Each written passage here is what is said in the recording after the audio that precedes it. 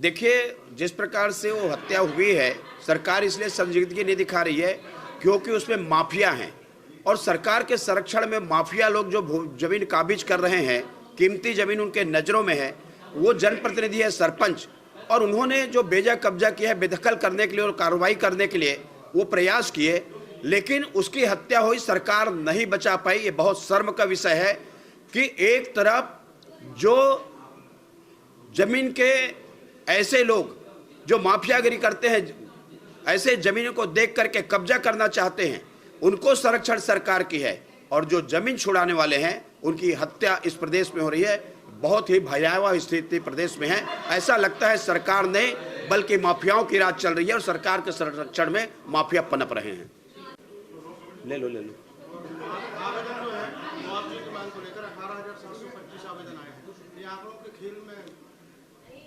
जिले उस समय कोरोना काल में जो मौतें हुई, जिले से जो आंकड़े आए गए, प्रदेश के द्वारा उसको बदल दिया गया, और जो वास्तविक में कोरोना से मौतें हुई उन्होंने आवेदन किया है।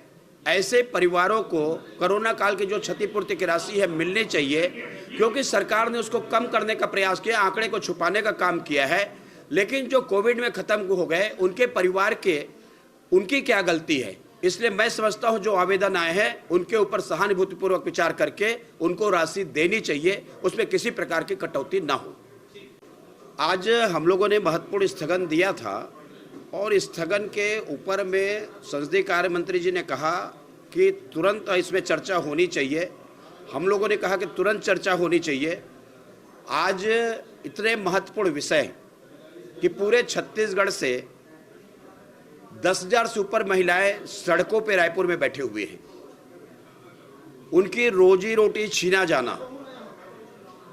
एक तरफ हम महिला समृद्धि की बात करते हैं, महिला सशक्तिकरण की बात करते हैं, अपने पैरों में खड़ा हो सके, आत्मनिर्भर हो महिला, और दूसरी तरफ सरकार उनको रोजी रोटी तो दे नहीं पाई, लेकिन जो पहले से चल रही है उनको छीनने का काम किया। ऐसे महत्वपूर्ण इश्यू पे यदि सरकार चर्चा कराना नहीं चाहती तो मैं समझता हूं कि सरकार किस पे चर्चा कराएगी। सरकार भागना चाहती है, सरकार बचना चाहती है, क्योंकि बड़ा कमीशन का खेल है उसमें, और यही कमीशन के खेल के कारण में सरकार उसमें चर्चा में भाग लेना नहीं चाहते।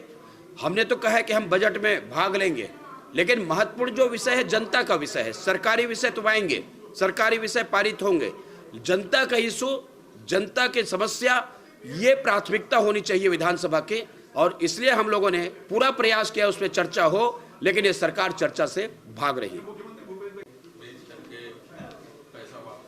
जब राजनांदगांव में जमीन की नीलामी हो सकती है तो रायपुर में जमीन की नीलामी क्यों नहीं हो सकती?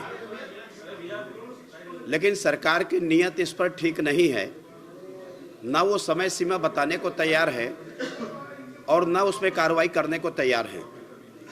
जिस प्रकार से सरकार की ओर से उसमें जवाब आया, गैर जवाबदाराना जवाब, कि अभी हम यहाँ जाएंगे, फिर कलेक्टर के यहाँ जाएंगे, कलेक्टर उस पर सुनवाई करेगी, कोर्ट में जाएंगे, मतलब कहीं भी ये नहीं आया कि हम 1 साल के अंदर में, 6 महीना के अंदर में, 3 महीना के अंदर में जो आपको समय लेनी हो।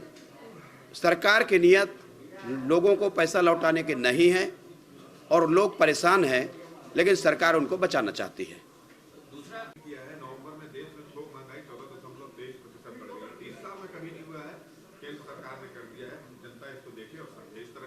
जनता देख रही है जिस प्रकार से छत्तीसगढ़ में, चाहे यहाँ सीमेंट के मामला हो, रेत का मामला हो, और चाहे पेट्रोल का मामला हो, पूरे देश भर के लोगों ने रियायत देने की बात की है। लेकिन ये सरकार की अकर्मण्यता है कि जहाँ पर केंद्र सरकार 5 रुपये और 10 रुपये और बाकी सरकारों ने जो रियायत दी है, लेकिन छत्तीसगढ़ की सरकार रियायत देना नहीं चाहती, केवल उस पर राजनीति करना चाहती है।